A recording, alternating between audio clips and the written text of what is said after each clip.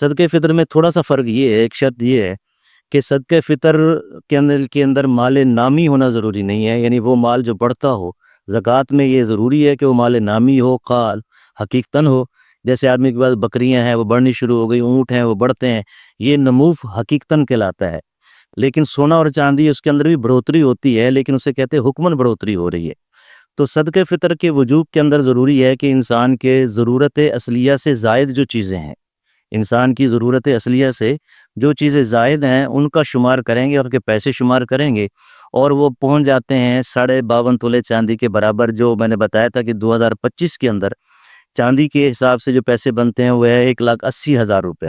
یعنی جس آدمی کے بعد 1,80,000 روپیہ ہے تو اس کے اوپر صدقہ فطر واجب ہے، لیکن زکوٰۃ میں 1,80,000 پر 1 سال کا پورا ہونا ضروری ہے، سال کے پورا ہونے کے بعد وہ زکوٰۃ ادا کرتا ہے۔ صدقہ فطر میں سال کے پورا ہونے کی کوئی شرط نہیں ہے۔